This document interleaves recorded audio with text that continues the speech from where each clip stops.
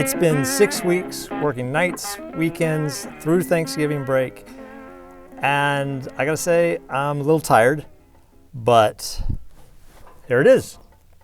So let's just get into it.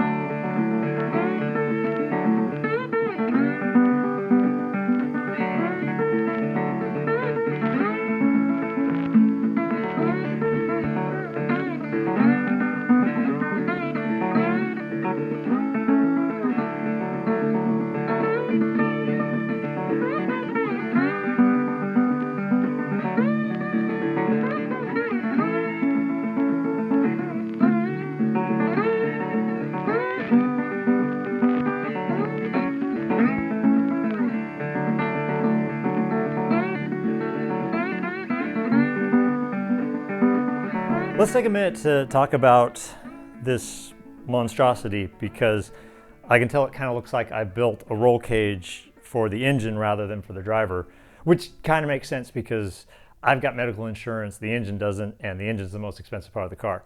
But I talk about building aluminum monocoques, and you're probably looking at that and like, it looks like you built a tube frame. So let's break down what's here.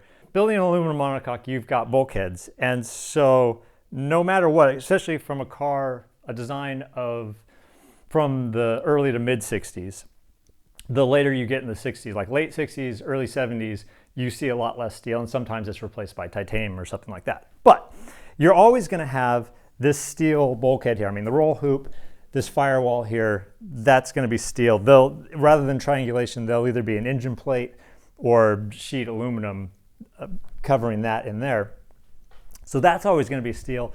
This bulkhead here is always going to be steel. This triangulated mount for the transmission, that's a real common thing you see on Lolas and other cars from the time. That's all going to be steel.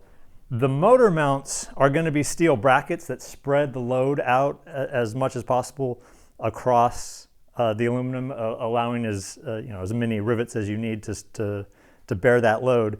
So what's steel here that doesn't need to be is these kind of longitudinal things. This, these, and this, and it's 18 pounds. So it's about 18 pounds of steel that probably doesn't need to be there.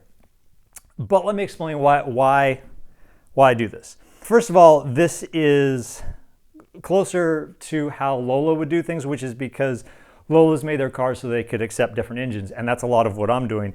Rather than using an engine plate, a McLaren, like an M8, would have an engine plate holding the engine in the front, and then would have the monocoque stops here. It uses the engine as a semi-stressed member, so it's carrying some of the loads, but it's got steel tubes triangulating from the engine plate back to the transmission and the rear suspension mounts.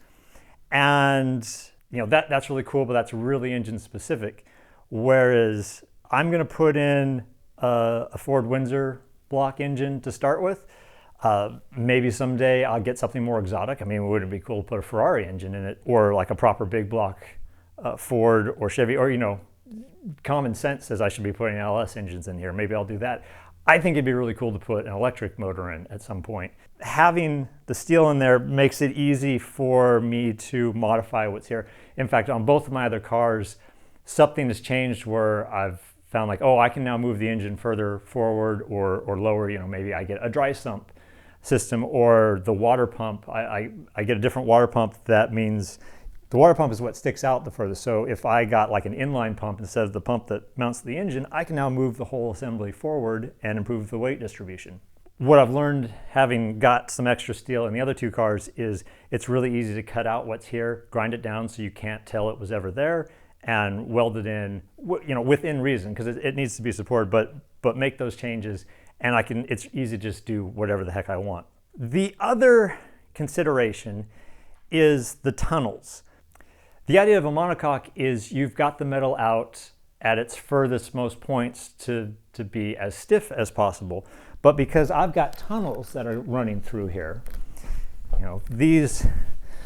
here's one of them, these big things, they cut into where I should have the monocoque. And because of that, I wanted to have a little peace of mind about how stiff this was. And that's why carbon fiber was brought in, full carbon fiber monocoques.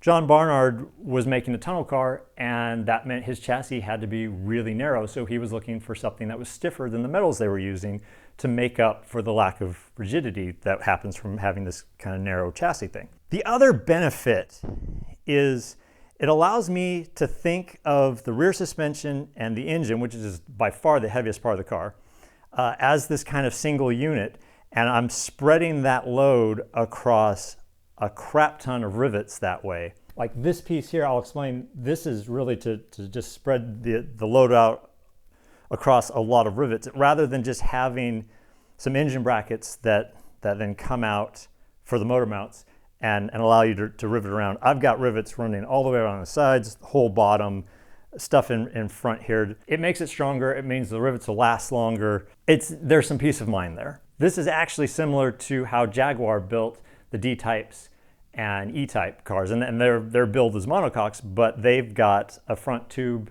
subframe. It's in the front rather than the rear for the engine, the front suspension, and there's that idea of trying to get the suspension to act as directly as possible on the weight of the drivetrain, and then carry that load into the monocoque. Let's explain some other things here, because if you looked at this from, I know a lot of you guys make tube steel cars, and this is like, what the crap are you doing, Ben? Why is there this elbow here? Why isn't this a straight, your load path coming to here? It's because there's structure that's not here yet, because it's going to be aluminum. There'll be stiffening structure, reinforcing these motor mounts coming out here. There'll be aluminum covering all the triangulation. And what's going on here is the point is not to take the load from the rear suspension to this rear bulkhead, because that's not the end goal. The end goal is to connect that to the front of the car. The back and the front of the car are connected by the sponsons on the side, and they're the giant things where the fuel tanks are that go on the sides. What these things are doing, what this is doing, is going straight from that rear suspension to the end of that sponson, and then this connects, which just gives me all this surface area to put rivets on to tie that to the sponsons, and again, the firewall does that too. Right now this looks really weird, but you'll see as we build up the aluminum how all the things in here that look like, well, won't that flex there? That's all going to get taken care of by metal and in tension as much as possible.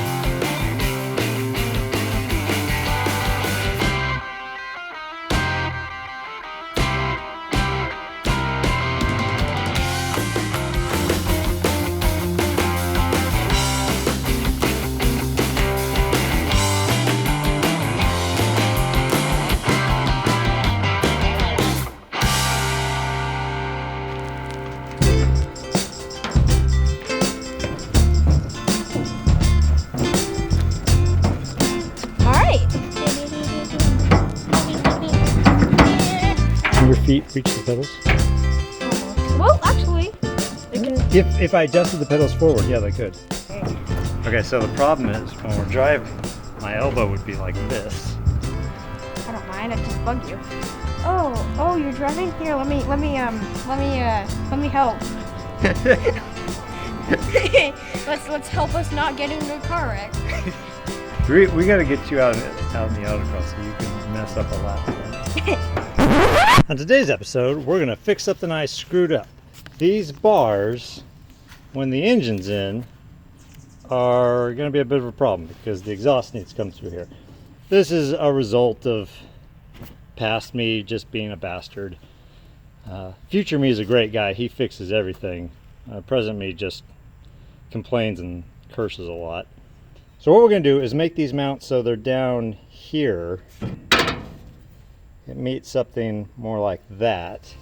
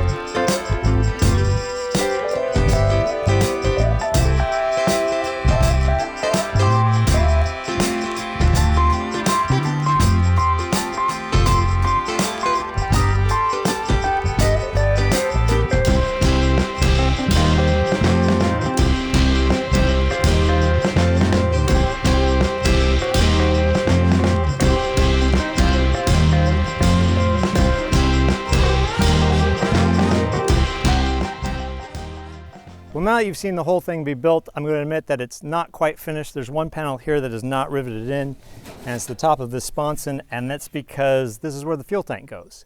It's not here yet.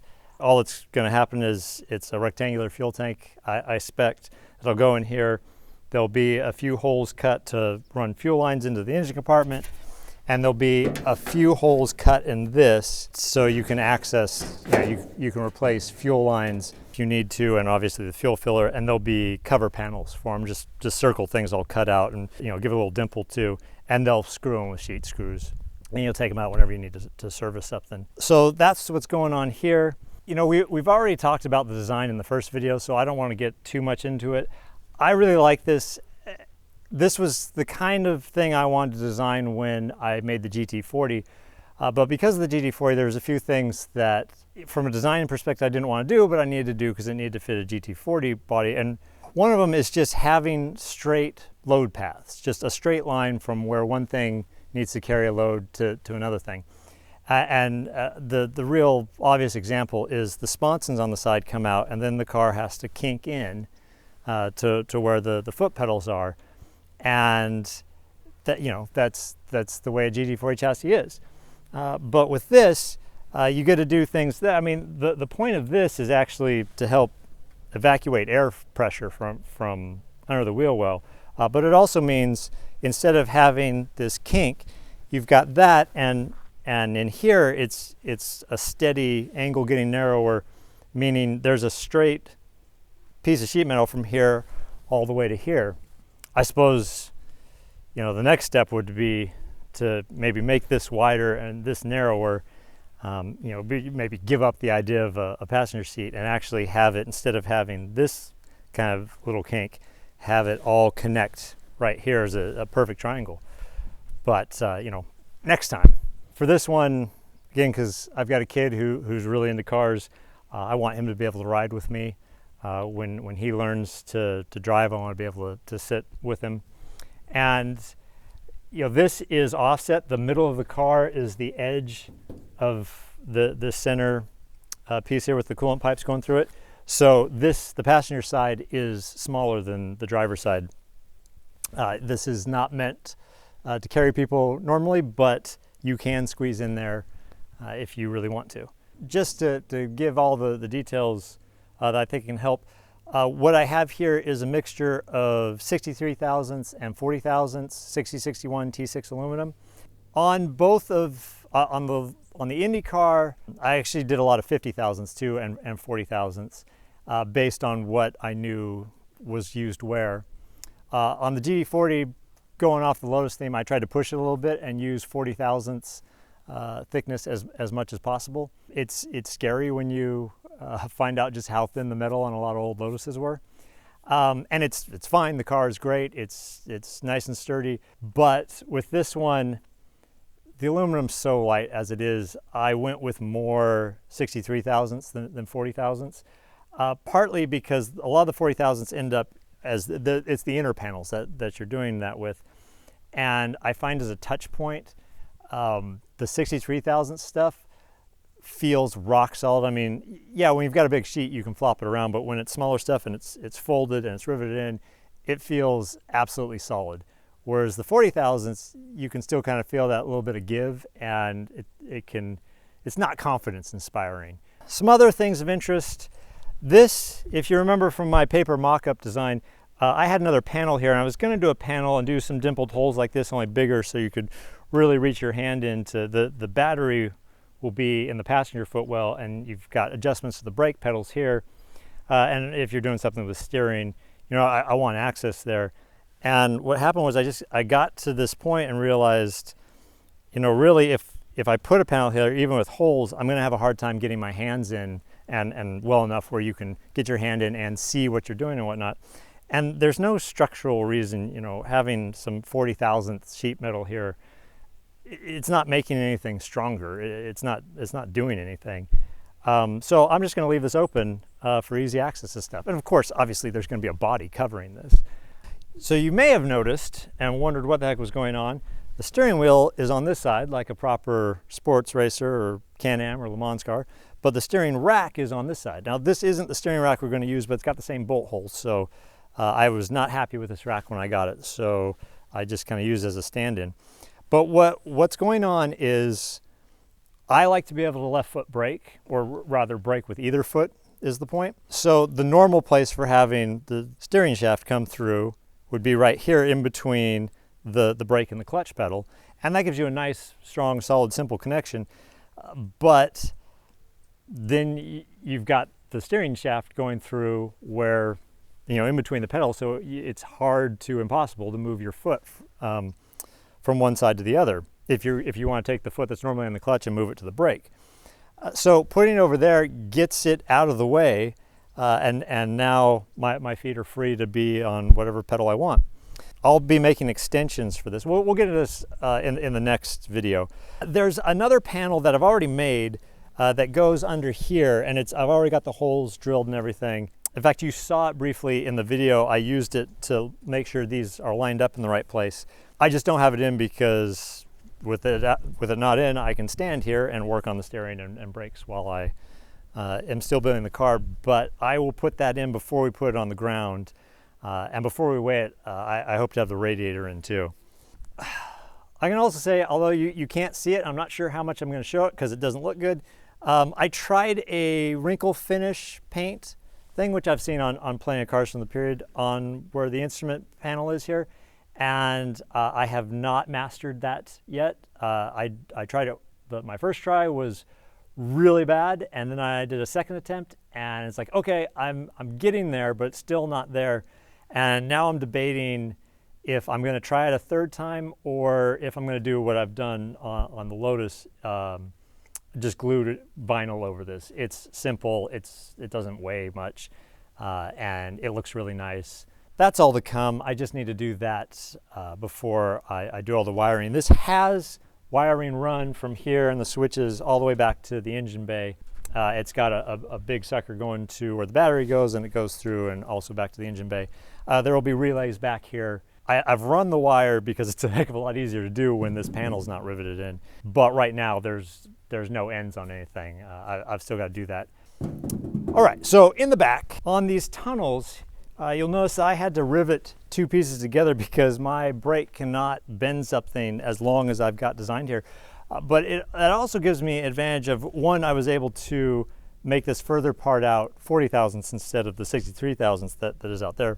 So it's lighter. But the other thing is, I can take this off and change it when we start developing it more, and I could actually put something in here that's got that kind of bell curve that comes up and would make this a lot more powerful. But this is a good place to start. Obviously past here, it's unsupported right now. The plan is, there's a little bit of tube steel missing because we're gonna do it when we fit the body, which is I'll have some steel come up here and have a little platform around this high. We'll figure it out once the body's here and figure out what looks right. And that'll support the tail section. And then coming from the top of that, I'll have some kind of supports going down to either the inside or outside or both. My original idea was, trying to be like super light race car thing, was to just do thin steel cable, steel rope down here, which would support it, and it will only support in one direction, which would be nice, because if I hit a bump or I'm going up on the trailer or something and this hits, that would just flex. That it would allow this to flex without affecting the rest of the car. But noticing that this guy's likes to sit a little wonky, I'm thinking if I actually put a piece of aluminum, like flat bar or something down, I could not only support it, but hold that in the shape that it's supposed to be in. Other things back here, there will be a hole back here cut for draining the oil. I just don't want to do that until the engine's here and I can verify that yes, the oil drain plug is where I think it is. What else is back here? Oh, you saw in the video the mistake I had to make with the rollover protection. Another mistake, all I can assume is it was a mistake, is I took a ton of measurements on the GT40 and the IndyCar because they've got the same block, and the GT40's got the exact same transmission adapter plate that this is going to have. I took a bunch of measurements to see how low I could get this bar and clear the top of the transmission, and found this was the perfect height. It gave me, I don't know, like a ½ inch of clearance or something like that. And looking at it now, there's no way that's going to clear. I don't know if this being a mock-up block, this is sitting like the points at the motor mounts are right. So I don't know if the actual engine's weight sags it down enough that it fits in here, if it's just enough of an angle being tilted or what. But I'm probably going to have to redo this bar. But I will find out when the engine's actually in exactly how much clearance I need, because worst case scenario, I just make a new bar that, rather going in between, sits on top and has these chassis tab things going down instead of out to these same holes. But if I just need a ½ inch more clearance or something, I'll just notch it and weld in a new cover thing. So, I'm still making this connection as direct as I can. Oh, if you're new to building race cars, or if you're just new to vintage race cars in general, you'll notice that I've got these rear pickup points, and two of the ones in the front are single shear mounts. And if you've done any research on building or engineering, they'll tell you, oh, always do things in double shear. That meaning something more like my shock mounts here. You've got whatever you're bolting in supported on both sides. It makes it much stronger. It's a safer. There's some redundancy there. If one side of it breaks, it's a much better solution from a safety and strength standpoint. The problem is with these, doing this vintage style of car, is they were all single shear, like just everywhere. I mean, IndyCar and Formula One cars, you'll see the top of the shock is single shear. Even this here is double shear, and it'll probably be single shear on wherever it meets the hub or the knuckle or the control arms. Not all the times, but it took me a little bit of time to overcome that fear. And again, if you can do double shear, do it. I mean, in the front, I do it. And if you just put a little creativity into it, you can come up with solutions. But when I started doing this with the IndyCar, I was finding all my solutions, they bugged me because being an open wheel car, it's out where you can see it, and they don't look right. It's like, that's not what vintage cars look like. And it looks kind of goofy. I guess looking goofy and alive is better than cool but in the hospital, but I'm not really sure on that. You know, I was driving a Lotus Europa as my daily driver at the time and realized most of its suspension components were in single shear, including really important ones in the rear.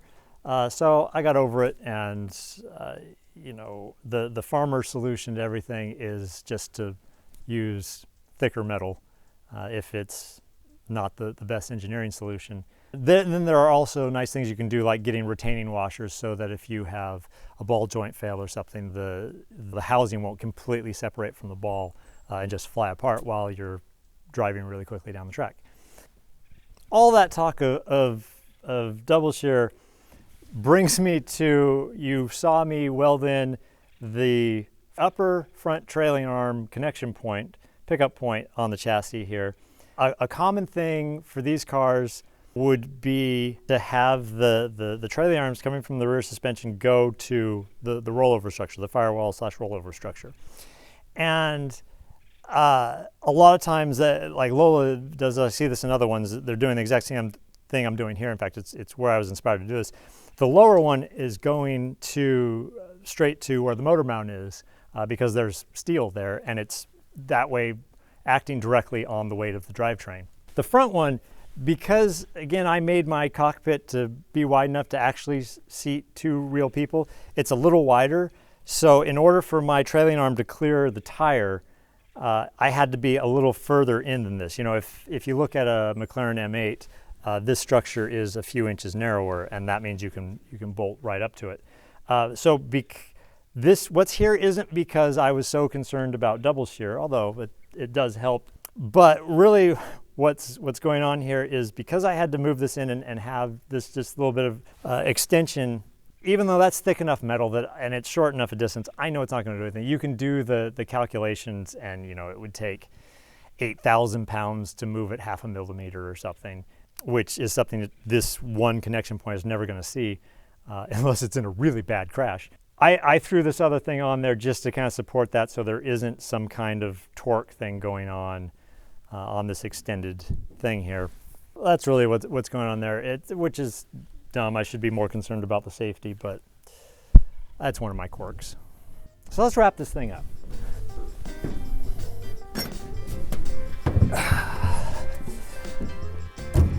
So that's enough for this time. Next time we're going to get into making the suspension, and then we'll throw some crappy wheels on. We'll actually put this on the ground. We'll weigh it, see where we're at. So until next time.